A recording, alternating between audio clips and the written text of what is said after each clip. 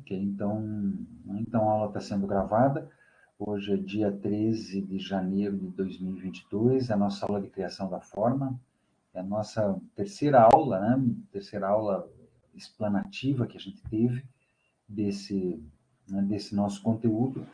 E aqui a gente, vamos assim, fechar um pouco essa base, que a gente começou a falar sobre essa questão da linguagem visual e estabelecer uma certa relação ainda estreita, né? Entender, buscar um pouco essa relação estreita entre a linguagem, um pouco, né? Entre a linguagem visual e a linguagem escrita, em que medida, né, que a gente pode ainda dialogar um pouco com isso e pensar um pouco algumas questões que, inclusive, fazem parte, né, da própria ementa da disciplina que a gente precisa abordar.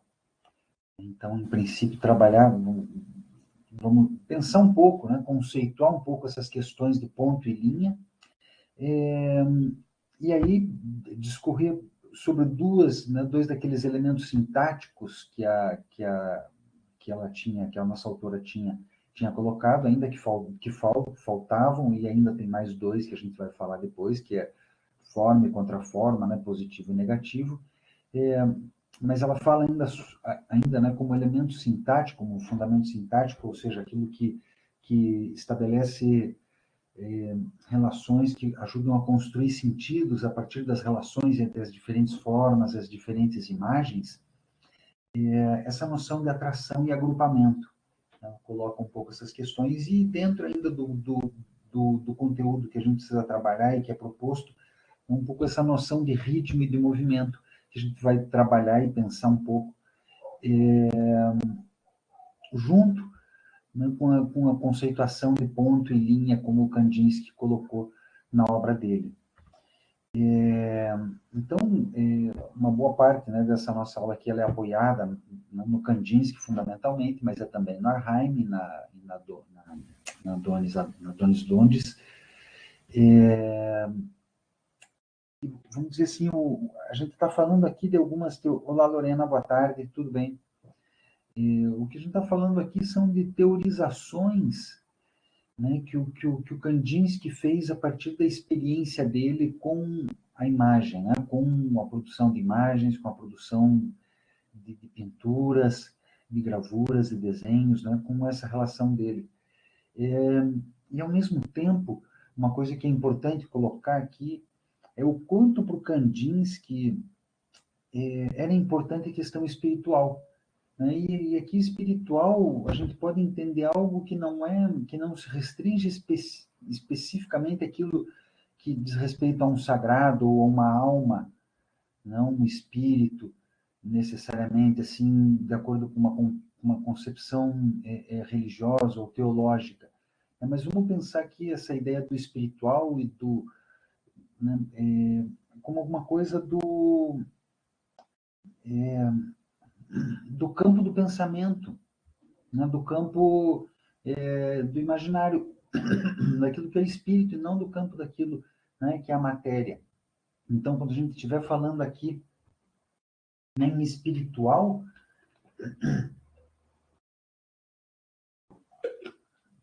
é para a gente entender o sentido filosófico do termo, de se referir àquilo que não é material, aquilo que acontece, né, no nosso pensamento.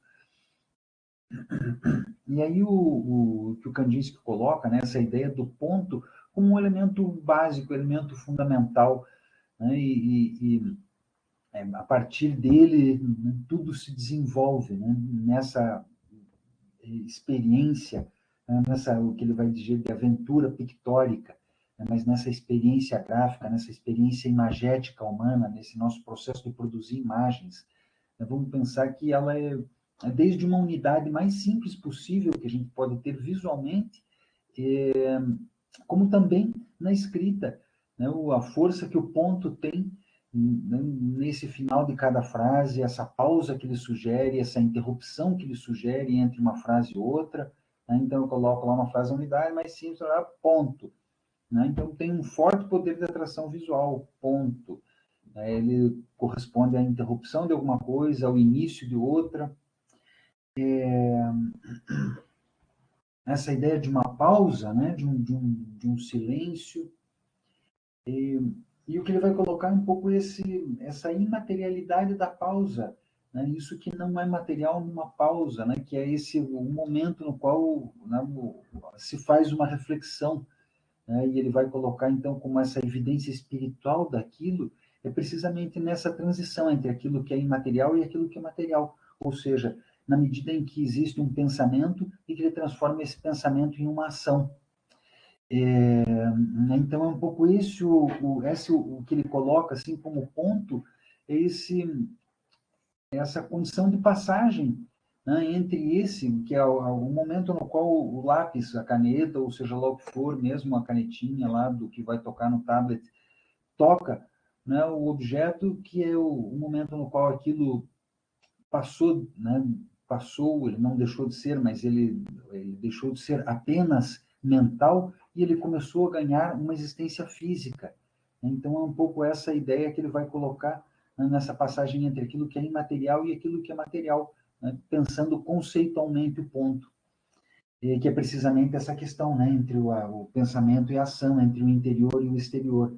E para esse, né, o sentido da gente compreender o ponto, o espiritual nesse aspecto, né, do filosófico do termo, de aquilo que diz respeito, né, ao nosso pensamento.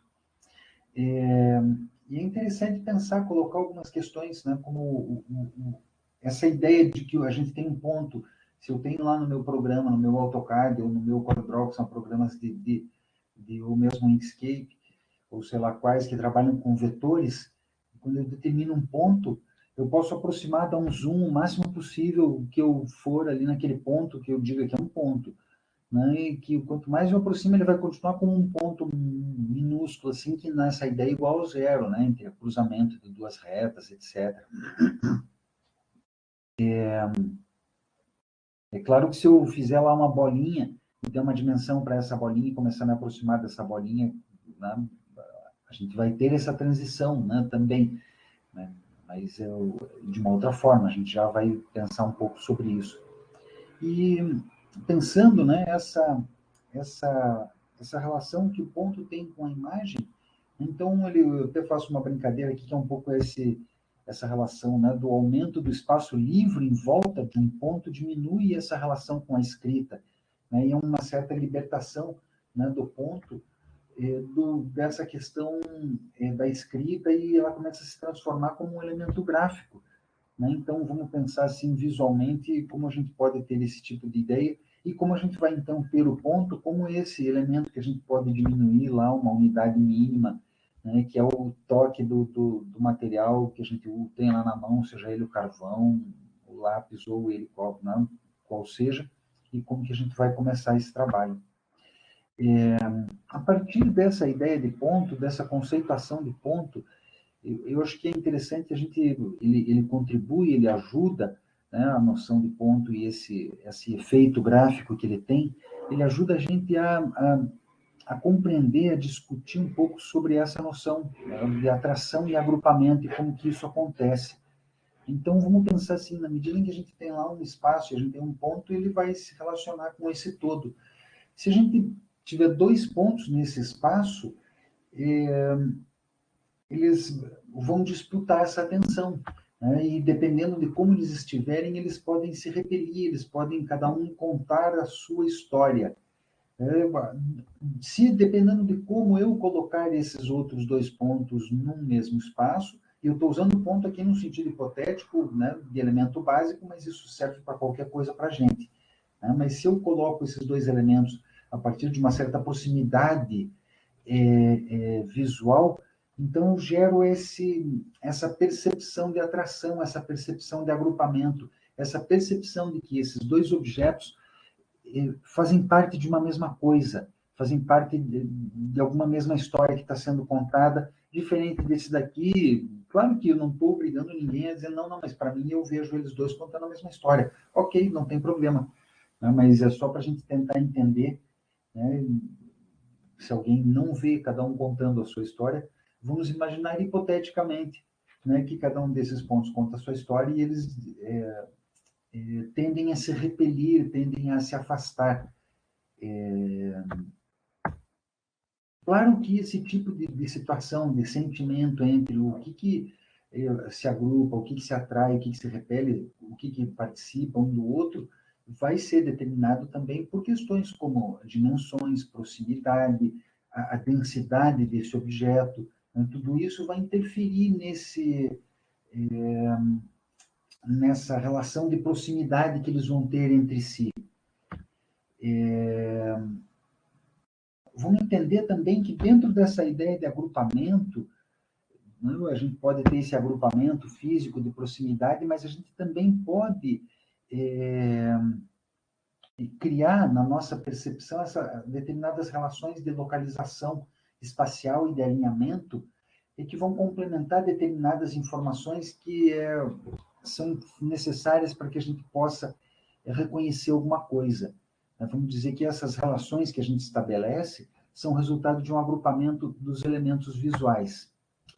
Então, a gente tem lá um quadrado e se eu coloco lá 4 pontos dispostos, né, como se estivessem num canto de um quadrado, eu posso gerar essa percepção, né, de que a gente enxerga aqui um quadrado, de que a gente enxerga, né, nesses 3 pontos um triângulo, né, a gente pode tender a fazer uma certa forma de agrupamento, de entender, ok, né, eles pertencem a uma mesma categoria e eles se agrupam de acordo com uma forma de triângulo, né, como se cada um desses pontos estivesse no vértice de um triângulo, como se fosse aquela brincadeira de fechar, de ligar os pontos mesmo, né, e mesmo de entender vários pontos como uma linha.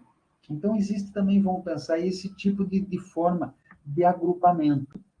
Mas também, essa ideia de agrupamento, ela pode ser pensada pela questão da similaridade, ou seja, por quão isso é semelhante uma coisa com a outra entre si.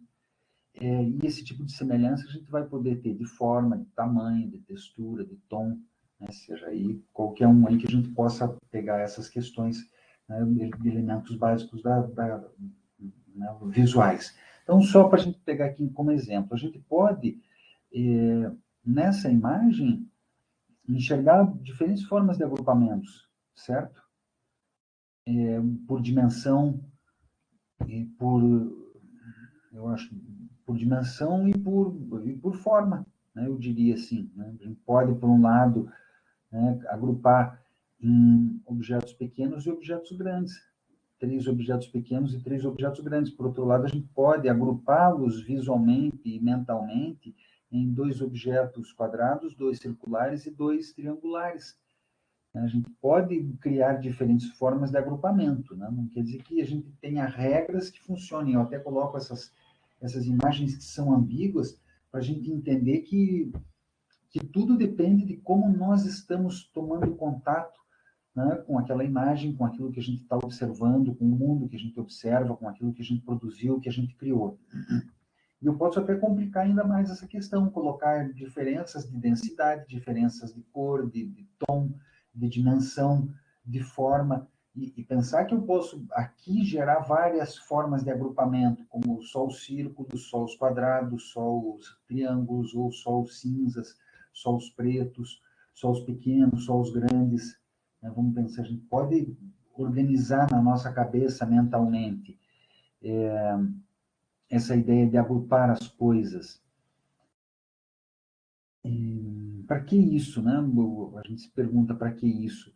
É muito mais para a gente conseguir sistematizar alguma coisa na nossa cabeça do que para a gente dizer que aquilo é intrínseco ao próprio, dizer que a imagem quer dizer tal coisa, mas sim que eu categorizei e eu consigo enxergar isso feito de uma maneira, eu consigo enxergar isso feito de uma outra maneira. Eu acho que ela tem mais isso. E as questões dimensionais, né, as pequenas e as grandes, as densas e as vazias, né, as preenchidas e as vazias. Então, vamos pensar que a gente pode estabelecer essa ideia de agrupar os objetos, agrupar os elementos dessa maneira, por várias formas. Vamos voltar aqui, e aí que eu coloco essa questão de uma semelhança, essa similaridade também pode fazer com que a gente tenda a agrupar alguma coisa, uma imagem, seja lá como for,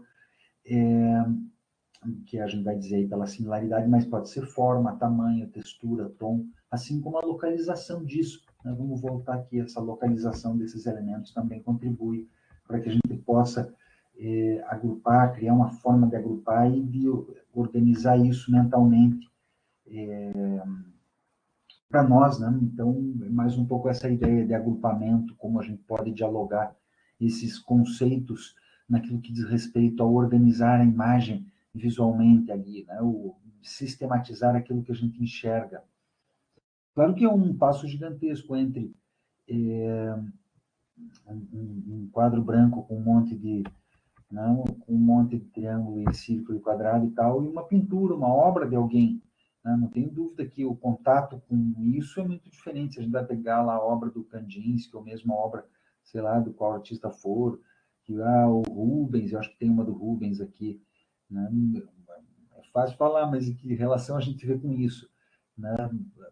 Claro que isso é uma coisa básica que nos ajuda a compreender mais esse processo perceptivo e como que se dá essa nossa relação do que a gente querer né, buscar um alinhamento automático de uma coisa para outra. É mais uma noção de tentar compreender questões fundamentais, elementares, que nos ajudam, né, que são mais umas ferramentas que nos ajudam a dialogar, né, com as imagens. E aí, vamos pensar a ideia de ritmo, que é importante para a gente trabalhar aqui, e mais uma vez, né, o ponto ele é um elemento interessante para a gente trabalhar com essa ideia do ritmo, que a gente vai pensar, né, que essa repetição ela vai provocar precisamente um ritmo que vai ser, pode ser visual, pode ser musical, a gente pode ter diferentes formas de organização de um ritmo, né, diferentes tipos de ritmo, são meios para a gente organizar, obter algum tipo de harmonia. Vamos entender que na pintura, né, essa repetição, esse ritmo, ele está relacionado com o espaço, e na música isso está relacionado com o tempo, né, com a passagem do tempo e esse conjunto de sons que vem sendo colocados para a gente. Então, para a gente entender essa ideia, né, quando eu coloco essa repetição, quando eu coloco essa repetição de elementos, eu gero um ritmo.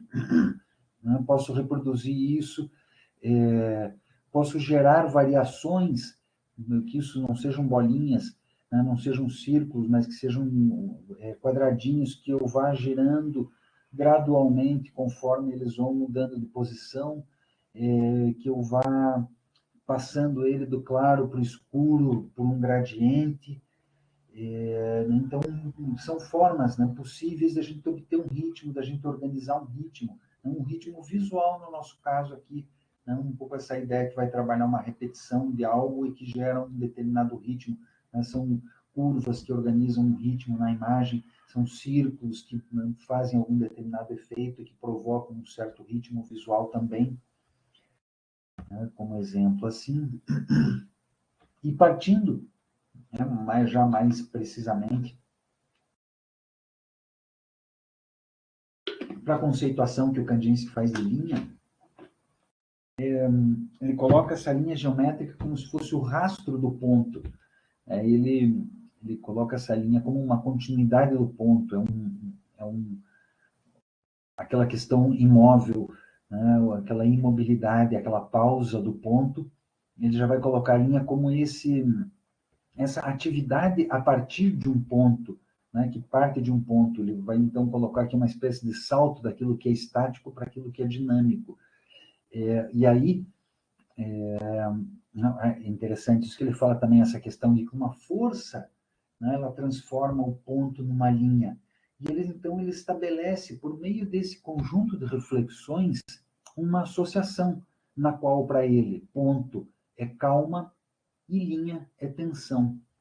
Ele coloca, ele estabelece isso como relação, como, claro que não quer dizer que linha sempre pode ser tensiva, ela pode ser calma também, mas essa relação do ponto enquanto elemento geométrico e da linha enquanto elemento geométrico, ele coloca essa relação entre eles, de que um é a calma, um é esse instante que vai transformar o pensamento numa ação, e a linha é precisamente essa ação, essa ação física, essa força física que transformou, então, esse ponto numa linha. Essa ideia, então, de que a gente tem um ponto, tem uma força que ficou fininha ali, mas ok, né? Tem uma força física, literalmente, que é exercida, aqui também ficou fininho, mas tudo bem. Tem uma força física que se exerce sobre esse ponto, que desloca esse ponto de um lugar para o outro, né, e que executa aí, então, uma linha que descreve uma linha. E essa linha ela pode ser das mais variadas formas, pode ser geométrica e precisa, como pode ser completamente solta e livre. Né? Não existe uma rigorosidade sobre o que entender, né, sobre essa linha. Eu coloco assim só para facilitar, né, uma linhazinha reta, tá? Para facilitar o meu trabalho, né, ali nos recursos gráficos aí que o computador oferece. E até para pensar primeiro uma única força sendo exercida numa única direção, com um único tempo, né, pensar essa temporalidade. E essa ideia da temporalidade é o que vai envolver um pouco essa nossa discussão sobre movimento. Eu acho importante a gente também trazer um pouco essa ideia do movimento e pensar essa relação que o movimento tem com a questão da simultaneidade, né? Aquilo que se apresenta simultaneamente para a gente. Né? Porque, de um modo geral, para nós, o movimento está relacionado com uma temporalidade, com uma coisa que acontece no tempo, e não que está simultaneamente, que está na frente da gente. Né? Essa ideia de que o movimento ele vai envolver, então, acontecimentos e vai envolver um determinado tempo. Mesmo quando a gente está parado aqui, assim, olhando, né, pela janela da minha casa, uma cena que está parada, que aparentemente está parada, um objeto que está, né, o, o prédio ali que está fixo no chão e tal, o resto em volta se movimenta, mesmo que sejam as nuvens, que sejam os pássaros, que seja o carro que passa ali, né? Então, a gente tem esse movimento envolvido nessa percepção mesmo de objetos imóveis, né? Então, essa percepção que vai envolver essa condição temporal, né? Essa condição cronológica, né? Que vai estar relacionada com isso. Então, por um lado, essa noção do tempo vai envolver uma cronologia e essa noção de espaço ela vai envolver uma movimentação. Né? Então, como que essas duas coisas elas se articulam aqui? E a percepção de um objeto que se move é a percepção, em certo sentido, do próprio movimento. Vamos entender aqui, em princípio, a ideia de que um acontecimento é um filme ou uma música que eles acontecem no tempo. O objeto, a pintura, ela é uma coisa simultânea. Ela está ali o tempo todo na frente da gente. Num acontecimento, a gente testemunha uma sequência que está organizada, que está distribuída num conjunto de fases, né, seja como for, imagens estáticas ou coisas acontecendo na frente da gente, né, mas são fases que acontecem e que organizam alguma coisa que faz algum significado para a gente. Uma pessoa que atravessa uma rua, né? Ele ficou feliz, mas devia ter mudado a espessura. Não sei se vocês conseguem enxergar bem essa linha, né? Mas vamos pensar, se eu pego uma linha e quem está no telefone, eu peço desculpas, eu acabei não mudando essa espessura, ele ficou muito fininho aqui. Mas a gente tem uma linha aqui, se eu pego essa, né, e faço esse efeito aqui quantos que são? 1, 2, 3, 4, 5, 6, 7, 8, 9. Né? Quando eu faço esse tipo de situação, eu clico aqui rápido aqui na passagem de um slide para o outro e faço essa sugestão, né, de que a linha ela está passando, né, de uma posição para outra no decorrer de um determinado espaço, isso implica um tempo. Já a gente não tem isso na imagem, né? E a gente tem um pouco são esses estudos, né? Eu não sei muito bem como pronunciar, Muybridge, né? Desse artista fotógrafo, né? Que fez esses vários estudos do movimento humano. Ele é até interessante que ele chamou de locomoção animal, né? Então tem animais e tem animais humanos também que ele coloca. Né? Tem aquele famoso nu descendo uma escada, que é um dos mais conhecidos, que é uma mulher que desce a escada, mas ele fez uma variedade de tomadas sequenciais feitas por câmeras em posições diferentes, né, que fizeram a imagem ao mesmo tempo, e depois colocou essas imagens numa sequência como forma de estudar, né, de tomar contato com o movimento humano. Então, nesse sentido, vamos pensar que a gente tem um pouco essa ideia de movimento sendo colocada por meio dessa repetição de imagens numa determinada sequência. Então, em que medida eu observar essas imagens numa determinada sequência, uma determinada organização vai estabelecer para mim a ideia de que a gente, então, tem aqui, de fato, uma pessoa descendo uma escada. Nesse caso aqui, carregando, o cara carregando um cesto. E depois tem essa obra do Duchamp, que ele brinca com essa simultaneidade em que ele coloca em todas, né, em todas aquelas imagens que ele também colocou, nu descendo uma escada, em que ele, vamos dizer assim, brinca de colocar todas aquelas imagens numa única, né, simultaneamente. Então, a gente tem aquela ideia, né, vamos voltar aqui, essa ideia de uma,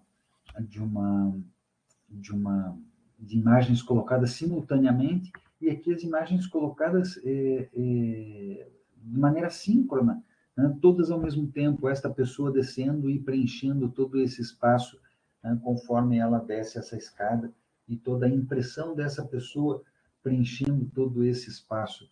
Então, ele brinca um pouco com essa questão do tempo que passa e, e da figura que deixa esse rastro no local. Então, o que a gente pode, de certa forma, né, concluir com isso é que falar de movimento em pintura, escultura, desenho, gravura, fotografia, etc., é metafórico, né? Porque nada de fato se move fisicamente. A gente vai ter essa sugestão de movimento por meio de uma sequência de imagens, ou a sugestão de um movimento por meio de alguma coisa, como o Duchamp fez, né? Colocar lá as várias imagens e colocar um tema. Na verdade, a gente tem a percepção de que tem alguma coisa aconteceu, né? Alguma coisa acontece, ou que a imagem dá a impressão de que ela está em movimento. E aí que entra um outro conceito interessante para a gente estudar, que é a noção de dinâmica, né? Que a dinâmica é precisamente essa alguma sugestão que oferece uma margem para que alguma ação aconteça. Vamos pensar assim que são forças que atuam visualmente numa determinada imagem. Vamos pensar essa dinâmica como essa sugestão de um movimento. Quando eu pego lá uma pintura como essa aqui do Rubens, que ele trabalha com essa diagonalidade muito forte na imagem, né, com essa linha que vai percorrer lá entre as aves, entre o corpo aqui né, da mitologia, né, da figura mitológica que deu origem à Via Láctea, né, como o corpo dela se estica aqui por esse pé direito até a base da imagem. Então, como ele faz uma linha diagonal muito forte, ao mesmo tempo ele tem uma outra linha diagonal, né, que vai até o outro canto aqui inferior da imagem, que vai se reforçar, seja pelo leite, né, que está jorrando ali assim, né, que é o nascimento da Via Láctea, está lá a linha do leite e tal, como essa própria linha que ele constrói aqui com a extremidade, né, da justaposição entre o tecido e o espaço, né, e aqui esse espaço aqui também. Então, vamos ver como ele organiza essa sugestão de um movimento, ele sugere essa condição de um movimento, de algo que está em movimento, que está acontecendo. Ele reforça essa nossa percepção quando ele vai colocar como elementos reconhecíveis. Não, um carro aqui, isso é lógico, ele é da mitologia grega, mas ele opta por colocar aqui um carro que essa ideia da roda, que é algo que está em movimento, esse carro está inclinado, né, ele está situado acima, né, então dá essa percepção de desequilíbrio e de movimento para a gente, isso que vai reforçar essa questão, né, colocada aqui nessa imagem. Ou essa sugestão mesmo de um evento que está acontecendo, de ações tensivas que estão acontecendo, né? Um conjunto de ações que estão num auge e que permitem essa interpretação de que algo mais vai acontecer. Então, entender que a dinâmica é essa qualidade que a gente percebe na imagem, não é exatamente como um movimento, mas é uma espécie de tensão, é alguma coisa dirigida visualmente para a gente. É uma coisa que deve ser procurada no objeto, que a gente vai encontrar nesse objeto em si, né? Uma propriedade da forma, a gente vai encontrar ali como esses elementos estão organizados, né? Ali como que eles provocam um determinado efeito, é tomar um certo cuidado para não imaginar essas coisas. E aí a gente vai entender como, né, ainda como metáfora, para a gente poder pensar, entender essa ideia de dinâmica, e como a gente, vamos pensar assim, objetos naturais que possuem uma certa dinâmica visual, né? Ou seja, as suas formas, elas indicam as forças que criaram, né? Então, uma onda, a montanha, uma árvore, um caracol, né? Então, quando eu vejo lá uma onda, ela sugere esse movimento circular que criou uma onda, uma própria montanha, essa sugestão de um movimento vertical que impulsiona isso para cima, que empurra isso para cima, a mesma coisa as árvores, perdão, e esse movimento do caracol, que então organiza esse crescimento, né, de uma determinada figura, um determinado ser vivo, num determinado tempo, uma dimensão em cada tempo. E eu acho que é isso daí, né, esse que é o conteúdo que a gente usou aqui para essa aula.